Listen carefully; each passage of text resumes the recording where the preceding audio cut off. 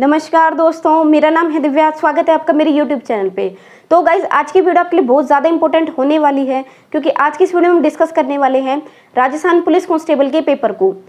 तो गाइज इस वीडियो में हम कंप्लीट डिस्कशन करेंगे कौन कौन से आपसे क्वेश्चन पूछे गए थे, कौन से टॉपिक्स हैं जो आपके लिए इंपॉर्टेंट है और किस तरह का पेपर पैटर्न आपका आ रहा है।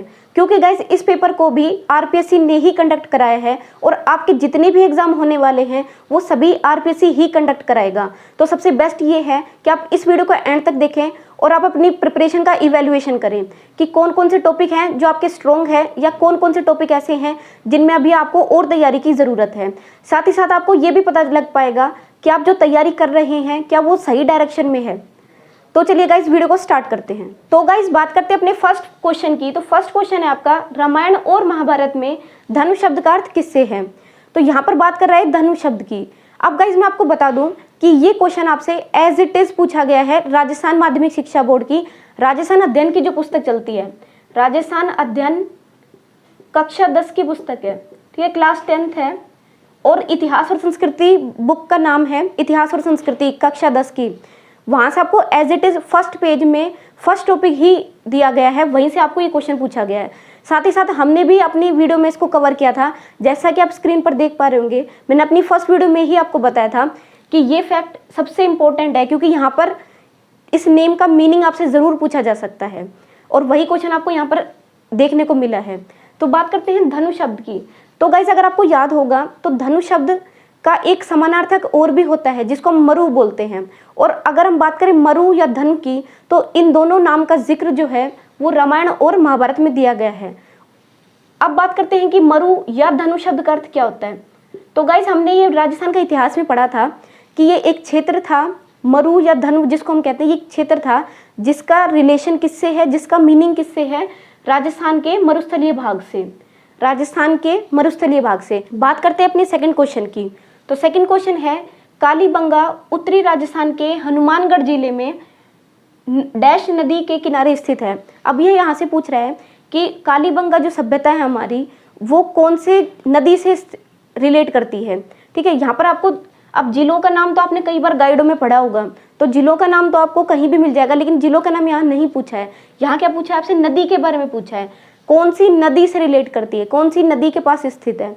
तो बात करें इस टॉपिक की, तब भी मैंने आपको बताया था कि जो हमारी सभ्यताएं हैं ये आपका सेकंड टॉपिक है। ठीक है, राजस्थान के इतिहास में आपका सेकंड टॉपिक है, ये उसी बुक से मिलेगा, क्लास 10th की बुक से आपको मिल जाएगा। सेकंड बुक है जहाँ पर हमने राजस्थान की प्राचीन सभ्यताओं को डिस्कस किया था। वहाँ भी मैंने आपको बताया था कि 4 जो सभ्यताएं सबसे इंपॉर्टेंट है, कालीबंगा, आहड़, गणेश्वर और हड़प्पा, ये सबसे ज़्यादा इंपॉर्टेंट होती हैं। तो इसमें आपको कालीबंगा से डायरेक्ट क्वेश्चन मिला है, कालीबंगा उत्तरी राजस्थान के हनुमानगढ़ जिले में कौन सी नदी के किनारे स्थित है। तब मैंने यहाँ पर आपको ट्रिक बताई थी कि आप इसको कैसे याद रखेंगे। मैंने आपको बताया था यहाँ पर कि अमल ने एक सरस दृश्य देखा था। ट्रिक में बताया था मैंने आपको, अमल ने सरस दृश्य देखा था, सरस दृश्य। तो यहाँ से सरस दृश्य का मतलब क्या है, सरस से हो जाएगा आपका सरस्वती, सरस्वती नदी। इसको वर्तमान में हम क्या बोलते हैं, तो एक घग्गर नदी क्षेत्र कहलाता है। ठीक है, घग्गर क्षेत्र कहलाता है ये। एग्जैक्ट देखो आप फर्स्ट टॉपिक, फर्स्ट ऑप्शन आपको यहीं से मिल जाएगा। कालीबंगा क्या हो जाएगा, घग्गर सरस्वती। तो इस तरह से मैंने आपको बताया था कि एक ही ट्रिक में आपको पूरा याद हो जाएगा और वही क्वेश्चन आपको यहाँ देखने को मिल रहा है। तो गाइज सारे जितने भी क्वेश्चन आपके एग्जाम में आए हैं वो सभी आपको राजस्थान अध्ययन की पुस्तकों से ही मिले हैं। एक एक क्वेश्चन आपको राजस्थान अध्ययन की जो पुस्तकें हैं कक्षा 6 से 10 वहाँ से एग्जैक्ट क्वेश्चन पूछा गया है। और सबसे ज़्यादा क्वेश्चन अगर पूछे गए तो वो कक्षा 10 की पुस्तक है इतिहास और संस्कृति, वहाँ से पूछे गए हैं। बात करते हैं अपने थर्ड टॉपिक की। तो थर्ड क्वेश्चन है आपका, सिंधु घाटी से अलग एक हड़प्पा महानगर के रूप में उल्लेखकर्ताओं ने किसका उल्लेख किया है। तो सिंधु घाटी से अलग एक हड़प्पा महानगर। अब यहाँ पर 4 ऑप्शन है आपके, कुर्दा, बेनारा, कालीबंगा और बिहारीपुरा। अब मैं आपको बता दूं कि अगर आपको इनमें से किसी के बारे में भी नहीं पता तो आप इसमें डिलीटिंग मेथड का यूज़ कर सकते हैं। तो गाइज यहाँ पर हम डिलीटिंग मेथड का यूज़ करेंगे, कैसे कि हम अब ऑप्शंस को डिलीट करके देखेंगे। ठीक है, ये भी आपका स्मार्ट स्टडी का ही पार्ट है। मैंने आपको पहले भी बताया कि जहाँ पर भी आपको बाकी नाम ना पता हो वहाँ पर आप डिलीटिंग मेथड का यूज़ करें। ठीक है, तो अब इसमें से एक सबसे फेमस नाम है जो आप सबको पता होगा, वो है कालीबंगा। ठीक है, अब बात करते हैं कालीबंगा सभ्यता की। तो जब मैंने आपको कालीबंगा सभ्यता पढ़ाया था तब भी मैंने आपको बताया था कि कालीबंगा सभ्यता के अंदर हम 2 तरह के अवशेष पाते हैं। कौन सा, एक है इसमें आपका प्राक हड़प्पा, ठीक है, प्राक हड़प्पा और एक है हड़प्पा। मैंने आपको दोनों पार्ट बताए थे कि जो आपकी कालीबंगा सभ्यता थी उसमें दो तरह के अवशेष पड़ते हैं। प्राक हड़प्पा यानी हड़प्पा से पहले के अवशेष भी मिलते हैं, और हड़प्पा यानी हड़प्पा सभ्यता के जितने भी अवशेष थे वो भी इस संस्कृति, इस सभ्यता के अंदर आपको देखने को मिलते हैं। तो यहाँ से एग्जैक्ट क्वेश्चन है ये आपका हड़प्पा महानगर के रूप में। ठीक है, तो यहाँ पर सीधी सी बात है कि हड़प्पा के जितने भी अवशेष हैं वो कहाँ से रिलेट करते हैं, कालीबंगा से रिलेट करते हैं। तो हड़प्पा से पूर्व की बात करें या हड़प्पा की बात करें तो एक सभ्यता है जो बिल्कुल उससे रिलेट करती है। कौन सी सभ्यता है ये, कालीबंगा। तो यहाँ से आपका ऑप्शन हो जाएगा, आंसर हो जाएगा कालीबंगा। गाइज जो क्वेश्चन आपको नहीं पता हो वहाँ आप डिलीट मेथड का यूज़ करें। जिन नाम में से आपको एक नाम भी पता है तो वो आपको ट्रिक से पता चल जाएगा कि हमने इसको पढ़ा है, तो आप इससे रिलेट करके देखिए कि क्या ये ऑप्शन जो है वो इस क्वेश्चन से सेट बैठ रहा है या नहीं बैठ रहा। ठीक है, बात करते हैं अपने फोर्थ क्वेश्चन की। फोर्थ क्वेश्चन है किस जिले को खाद्य की टोकरी के रूप में जाना जाता है। ठीक है, खाद्य की टोकरी। अब बात करें इस क्वेश्चन की तो ये क्वेश्चन भी आपको एग्जैक्ट राजस्थान अध्ययन से मिल जाएगा। तो गाइस जब हमने 2013 वाले पेपर का एनालिसिस किया था, मैंने आपको टॉपिक्स बताए थे कि कहाँ कहाँ से आपका पेपर पूछा जाता है। तब भी मैंने आपको एक बात बताई थी कि जो सबसे फेमस चीज़ें होती हैं, कौन सा जिला किस चीज़ के लिए फेमस है, ये आपको ज़रूर पढ़ना चाहिए, ये आपको टिप्स पे होना चाहिए। और देखो वहीं से एग्जैक्ट क्वेश्चन है आपका खाद्य की टोकरी, किस जिले को खाद्य की टोकरी के नाम से जाना जाता है। तो ये बिल्कुल वन लाइनर फैक्ट है। ठीक है, तो यहाँ ऑप्शन क्या है, 4 ऑप्शन दिए हुए हैं, बरन, श्रीगंगानगर, बूंदी और हनुमानगढ़। तो इसका आंसर होगा आपका गंगानगर। गंगानगर को हम खाद्य की टोकरी के नाम से जानते हैं क्योंकि वहां पर जो है गेहूं का सबसे ज्यादा उत्पादन होता है। नेक्स्ट क्वेश्चन है गाइस यहाँ से आपका बीजक की पहाड़ी डैश, मतलब बीजक की पहाड़ी के बारे में बात कर रहा है। बीजक की पहाड़ी मौर्यकालीन स्तूप चैत्य का एक खंडहर है जिसका निर्माण बारी बारी से लकड़ी के 26 स्तंभों और ईंट के और चूने के पत्थर से प्लास्टर किए हुए पैनलों से हुआ है। यह कहाँ स्थित है। अब गाइस बात करें इस क्वेश्चन की तो वैसे तो ये क्वेश्चन अगर आप पूरा पढ़ेंगे तो आपको पता चल जाएगा, ये बहुत ज़्यादा टाइम टेकिंग क्वेश्चन है।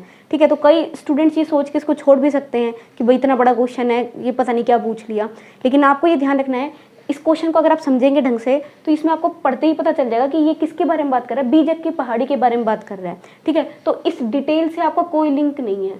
यहाँ पर सीधा सीधा क्वेश्चन पूछा आपसे बीजक की पहाड़ी से, तो आपको ये पता होना चाहिए कि बीजक की पहाड़ी कहाँ स्थित है। तो यहाँ 4 ऑप्शन आपके पास, बैराठ, तिलवाड़ा, ओजियाना और मोती। तो यहाँ पर क्या आंसर हो जाएगा आपका बैराठ। बीजक की पहाड़ी कहाँ स्थित है, बैराठ में।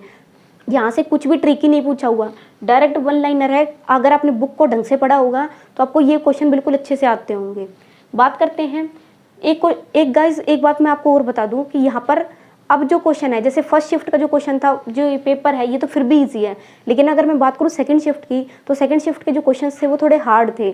ठीक है, हार्ड इन इट मीन्स क्या कि उनकी जो लैंग्वेज है वो काफ़ी डिफिकल्ट रही। जैसे 4 से 5 लाइन का क्वेश्चन बना दिया गया था और इसी तरह से ऑप्शन में भी आपको 4 से 5 कथन दे दिए।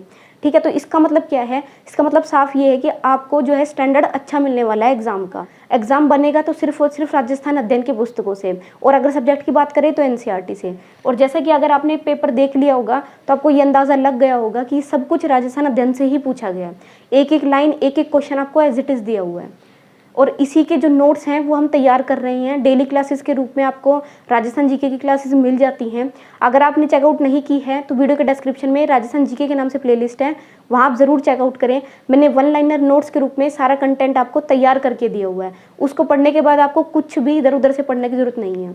बात करते हैं 6th क्वेश्चन की। तो राजस्थान का गठन 7 चरणों में हुआ है। ठीक है, क्वेश्चन लिखा है राजस्थान का गठन 7 चरणों में हुआ है। ये आपको सबको पता है, 7 चरणों में इसका गठन हुआ था और जिसका पहला समूह 17 मार्च 1948 को बनाया गया था। जब मैंने आपको राजस्थान का इतिहास वाला टॉपिक पढ़ा था उसी में मैंने आपको बताया था कि जो राजस्थान की रियासतों का एकीकरण कब शुरू हुआ था, तो 1948 में शुरू हुआ था। तो यहाँ पर वही पूछा हुआ है कि राजस्थान का गठन 7 चरणों में हुआ है, जिसमें से जो पहला समूह बना था 1948 में, 17 मार्च 1948 को, वो कब कौन सा बना था। ठीक है, कौन सा बना था। तो यहाँ पर 4 ऑप्शन है, मत्स्य संघ, राजस्थान यूनियन, ग्रेटर राजस्थान या संयुक्त राजस्थान।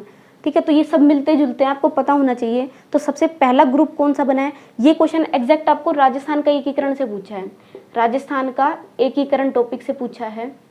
ठीक है, और ये टॉपिक कहाँ मिलेगा, क्लास 7th में मिल जाएगा ये आपको, राजस्थान का एकीकरण। तो इस टॉपिक को बिल्कुल डिटेल से पढ़ना है, यहाँ से एक नहीं बल्कि 3 से 4 क्वेश्चन आपको एग्जाम में मिलेंगे। तो यहाँ पर अगर हम आंसर की बात करें तो इसका आंसर हो जाएगा मत्स्य संघ। ठीक है, जो पहला समूह हमारा बना था एकीकरण के अंदर, जो पहला समूह बना था वो मत्स्य संघ बना था। ठीक है, कब बना था? 17 मार्च 1948 को। बात करते हैं अपने नेक्स्ट क्वेश्चन की। तो 7वां क्वेश्चन है आपका, राजस्थान में बोली जाने वाली बोलियों के समूह को दिया गया नाम राजस्थानी है। राजस्थान में जो बोलियां बोली जाती हैं उनका जो समूह होता है उसको हम क्या कहते हैं? राजस्थानी कहते हैं। ठीक, पहली बार राजस्थानी शब्द का प्रयोग राजस्थान में बोले जाने वाली भाषाओं के लिए किया गया था। तो पहली बार जो राजस्थानी शब्द का यूज है, कुल मिलाकर यहाँ पर ये पूछ रहा है आपसे कि जो राजस्थानी शब्द है, ठीक है, राजस्थान की बोलियों के लिए जो राजस्थानी शब्द मिला आपको वो कहाँ से है? ठीक है, कब दिया गया था, किसने दिया था, कब दिया गया था? तो यहाँ पर बात करें कि कब दिया गया था, तो यहाँ 4 ऑप्शन है, 1904, 1906, 1908 और 1912। बात करें इस क्वेश्चन की, तो ये क्वेश्चन आपको कक्षा 10 की ही पुस्तक में बोलियां और साहित्य, मैंने आपको पहले भी बताया था कि बोली और साहित्य वाला बहुत इंपॉर्टेंट है। ठीक है, बहुत इंपॉर्टेंट है। जो 3rd ग्रेड सिलेबस है उसके अंदर मैंने आपको डिटेल से समझा दिया था कि कौन कौन से टॉपिक हैं जो इंपॉर्टेंट है और वो कहाँ कहाँ से पढ़ने हैं। तो अगर आपने वीडियो चेकआउट नहीं किया तो राजस्थान 3rd ग्रेड प्लेलिस्ट में के नाम से मिल जाएगी, वहाँ से चेकआउट कर सकते हैं। अगर बात करें इसके आंसर की तो इसका आंसर हो जाएगा 1912। बात करते हैं अब अपनी 8th क्वेश्चन की। तो चंबल घाटी विकास परियोजना जिसके पानी और बिजली में बराबर के हिस्सेदार हैं, ये बात पूछ रहा है चंबल घाटी विकास परियोजना से। अब अगर आपने क्लास 6 की बुक पढ़ी होगी तो आपको पता होगा, ठीक है, हमारा राजस्थान भाग 1 से direct as it is question दिया गया है चंबल घाटी विकास परियोजना। जैसा कि आप स्क्रीन पर देख पा रहे होंगे, फर्स्ट ही फैक्ट है ये आपका। तो यहाँ पर बता रखा है कि ये जो परियोजना थी वो 2 राज्यों के समूह से बनी हुई थी। ठीक है, दोनों का संयुक्त इसके अंदर जो पार्टिसिपेशन था। तो कौन कौन से 2 राज्य थे जिनका बराबर हिस्सा है? राजस्थान और गुजरात, 2nd राजस्थान और मध्य प्रदेश, 3rd राजस्थान और उत्तर प्रदेश, 4th राजस्थान और पंजाब।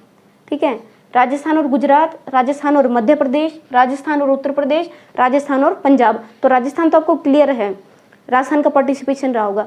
2nd पार्टी की बात कर रहा है, दूसरा राज्य कौन सा है? तो गाइज मैं आपको बता दूं कि यहाँ पर दूसरा राज्य जो है वो मध्य प्रदेश है।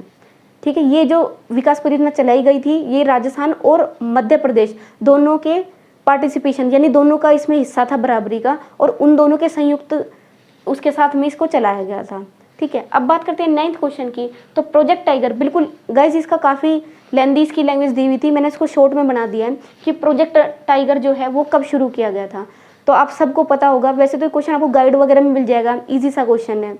ठीक है, लेकिन अगर हम बात करें तो ये यहाँ पर आपको जो वन्य अभ्यारण्य है आपके वहाँ से एग्जैक्ट पूछा जाता है।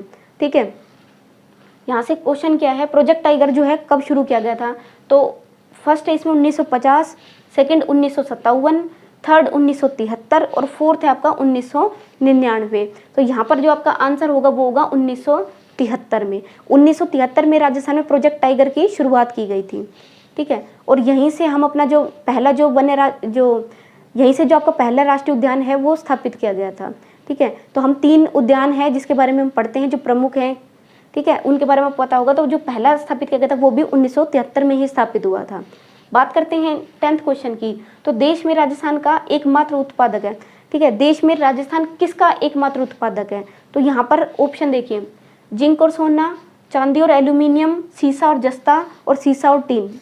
ठीक है, जिंक और सोना, 2nd ऑप्शन है चांदी और एल्यूमिनियम, 3rd है सीसा और जस्ता और 4th है सीसा और टीन। तो आपको पता होना चाहिए कि यहाँ पर किसका उत्पादक है। तो जैसा कि मैंने आपको पहले भी बताया था कि जो फेमस क्वेश्चन होते हैं ना उन्हें बिल्कुल नहीं छोड़ना है। राजस्थान किस किस चीज़ के लिए फेमस है और राजस्थान के अंदर पर्टिकुलर कौन से जिले किस चीज़ के लिए फेमस है, ये 101% है। कम से कम 10 क्वेश्चन आपको सिर्फ और सिर्फ फेमस चीज़ों पे मिल जाएंगे, जो राजस्थान के अंदर फेमस चीज़ें होती हैं। ठीक है, उसी पर मिल जाएंगे। तो ये क्वेश्चन क्या है, राजस्थान का किसके लिए अब एकमात्र उत्पादक है, तो आपको पता होना चाहिए कि सबसे फेमस है किसके लिए। यहाँ पर आ जाएगा सीसा और जस्ता। तो राजस्थान जो है वो सीसा और जस्ता में राजस्थान पूरे देश का ही एकमात्र उत्पादक है, यानी यही एक ऐसा स्टेट है जो सीसा और जस्ता का प्रोडक्शन करता है। ठीक है, प्रोडक्शन करता है सीसा और जस्ता का। तो गाइज ये कुछ 10 क्वेश्चन थे, तो गाइज आज सिर्फ मैंने आपको 10 क्वेश्चन कराए हैं ताकि आपको प्रैक्टिस हो जाए, आपको पता चल जाए कि किस तरह का पैटर्न आ रहा है। तो अभी तो मैंने सिर्फ इजी क्वेश्चंस रखे थे आपके लिए। नेक्स्ट वीडियो में हम और इससे थोड़े मॉडरेट लेवल के क्वेश्चंस करेंगे। बात करते हैं कुछ इंपॉर्टेंट टॉपिक्स की। तो कुछ इंपॉर्टेंट टॉपिक्स मैंने आपके लिए फाइंड आउट किए हैं जहाँ से बार बार एग्जाम में क्वेश्चन रिपीट हो रहे हैं। तो ये चीज़ें आपको बिल्कुल टिप्स पे होनी चाहिए। फर्स्ट टॉपिक है इसमें आपका राजस्थान का एकीकरण। गाइज अगर मैं बात करूँ इस टॉपिक की, तो राजस्थान के एकीकरण से मैक्सिमम क्वेश्चन आपको पूछे जाते हैं। कम से कम 3 से 4 या 5 क्वेश्चन आपको ज़रूर एग्जाम में मिलेंगे, चाहे उसमें हम राजस्थान के भूगोल इतिहास वाले पार्ट की बात करें या फिर हम उसमें सामान्य ज्ञान की बात करें। तो राजस्थान के एकीकरण से 101% आपको 2 से 3 क्वेश्चन जरूर मिलेंगे। बात करते हैं सेकंड मोस्ट इंपॉर्टेंट टॉपिक की, तो राजस्थान का इतिहास जो है वो मोस्ट इंपॉर्टेंट है। इसमें भी अगर मैं बात करूँ तो जो आपका जो क्लास 10th की चैप्टर 1 है उसको आपको ज़रूर तैयार कर लेना है, क्लास 10th चैप्टर 1, क्योंकि यहाँ से चाहे आप प्रतिहार वंश की बात करें, चाहे यहाँ पर सभ्यताओं की बात करें, चाहे यहाँ पर राजस्थान का जो इतिहास के अंदर क्षेत्र रहे उसकी बात करें, तो यहाँ से आपको एग्जैक्ट क्वेश्चन देखने को मिल रहे हैं। तो आपके लिए मोस्ट इंपॉर्टेंट है, क्योंकि यहाँ भी आपको कम से कम 2 से 3 क्वेश्चन मिलेंगे। बात करते हैं आपकी राजस्थान में पंचायती राज। इस टॉपिक से भी गाइस बहुत सारे क्वेश्चन पूछे गए, क्योंकि मैंने आपको पहले भी बताया था कि पंचायती राज एक ऐसा टॉपिक है, चाहे अगर आप बात करें सेकंड ग्रेड की, थर्ड ग्रेड की या फर्स्ट ग्रेड की, तब भी मैंने, या आप रीड की बात कर लें, तब भी मैंने आपको बताया था कि राजस्थान में जो पंचायती राज है, क्योंकि पंचायती राज जो व्यवस्था थी वो सिर्फ और सिर्फ राजस्थान से ही स्टार्ट हुई थी, इसलिए पंचायती राज व्यवस्था आपके लिए मोस्ट इंपॉर्टेंट है। तो राजस्थान में जो पंचायती राज व्यवस्था है वहाँ से आपको हमेशा 2 से 3 क्वेश्चन मिलते हैं। और गाइज अगर मैं बात करूँ इन टॉपिक्स की, तो ये टॉपिक्स मैंने आपको अलग से इसलिए हाईलाइट करे हैं क्योंकि आपको डिटेल से पढ़ने हैं। इसमें आप सिर्फ थोड़ा ऊपर से या किसी गाइड से अगर आप पढ़ के जाएंगे तो वहाँ से क्वेश्चन आपको नहीं मिलेंगे, क्योंकि अब स्टैंडर्ड है थोड़ा सा हाई हो गया है, तो आपको डिटेल से पढ़ने पड़ेंगे सारे टॉपिक्स। गाइज बात करते हैं आपके फोर्थ टॉपिक की, तो फोर्थ टॉपिक है आपका RPSC, Rajasthan public service commission. ठीक है, तो यहाँ से आपको 101% आरपीएससी, हमेशा आरपीएससी अपनी एजेंसी से एक क्वेश्चन ज़रूर पूछता है। जैसे कि इसमें क्वेश्चन पूछा गया था कि आरपीएससी के वर्तमान चेयरमैन कौन है, उससे पहले थर्ड ग्रेड में भी पूछा गया था कि जो वर्तमान अध्यक्ष है वो कौन है। ठीक है, आरपीएससी जो है वो कौन कौन से कार्य करती है, ठीक है, किस किस के ऊपर उनका जो है शासन होता है, उनकी क्या व्यवस्था है। तो जो आरपीएससी उसको पूरा डिटेल से पढ़ना है, कौन कौन सी उसमें नियुक्ति होती है, किस पद का क्या वैल्यू होती है, ठीक है, कौन सा किसका क्या कार्य होता है, इस तरह से आपको पूरा आरपीएससी का पढ़ना पड़ेगा। ये जो टॉपिक है ये आपका सेकंड ग्रेड में तो स्पेशली दिया हुआ है, साथ ही साथ बाकी एग्जाम्स में भी आरपीएससी 101% क्वेश्चन पूछता है। ठीक है, कांस्टेबल में पूछा गया था, 2013 में भी पूछा गया था, 15 में भी पूछा गया था। ठीक है, अलग अलग बार, हर बार आपको ये क्वेश्चन ज़रूर मिलेगा इस टॉपिक से। यहाँ से आपको 2 से 3 क्वेश्चन एग्जाम में पक्का मिलने वाले हैं। बात करें अपने फिफ्थ पॉइंट की, तो फिफ्थ टॉपिक आपका 2011 जनगणना। गाइस अगर मैं बात करूँ पुलिस कांस्टेबल वाले एग्जाम की, तो 2011 जनगणना से मैक्सिमम आपको क्वेश्चन मिले 2 से 3 क्वेश्चन। अब ये 2 से 3 क्वेश्चन बिल्कुल ईजी नहीं थे, वन लाइनर नहीं थे, यहाँ आपको मैच द फॉलोइंग वाले क्वेश्चन डाले गए थे। ठीक है, जैसे कि सबसे ज़्यादा साक्षरता किसकी है, सबसे कम साक्षरता किसकी है, तो इसमें आपको पूरा पढ़ना पड़ेगा। ठीक है, और खास करके जो आपकी अर्थव्यवस्था है उससे रिलेटेड, ठीक है, अर्थव्यवस्था से रिलेटेड यानी इकोनॉमिक्स से रिलेटेड आपको क्वेश्चन ज़रूर पढ़ने हैं। ठीक है, कि कितना परसेंट किसने राजस्थान ने कितना परसेंट इन्वेस्ट किया है, ठीक है, या राजस्थान की क्या पोजीशन है, कौन सा जिला है जो सबसे ज़्यादा साक्षरता में आता है, सबसे ज़्यादा लिंग अनुपात किसका है। तो ये इस तरह के क्वेश्चन अब की बार भी डाले गए थे और हर बार एग्जाम में आते हैं, तो आपको 2011 जनगणना ज़रूर तैयार करना है। तो गाइज ये 5 टॉपिक ऐसे हैं जो मोस्ट इंपॉर्टेंट है, 101% यहाँ से आपको क्वेश्चन मिलेंगे एग्जाम में। आज की वीडियो में सिर्फ 10 क्वेश्चन ही हमने डिस्कस किए हैं। नेक्स्ट वीडियो में हम मॉडरेट लेवल के क्वेश्चंस हैं जो सोल्व करेंगे, और उसमें भी आपको 10 से 15 क्वेश्चन हम डेली प्रैक्टिस कराते रहेंगे। ठीक है, ताकि आपको पेपर पैटर्न का भी पता चले, साथ ही साथ आपको अपना इवैल्यूएशन भी हो जाए कि आप कितना तैयारी ढंग से कर रहे हैं। आई होप गाइज आपको ये वीडियो पसंद आई होगी। अगर आपको वीडियो पसंद आई तो प्लीज़ लाइक करें, शेयर करें, चैनल को सब्सक्राइब करें। Thank you so much, bye bye.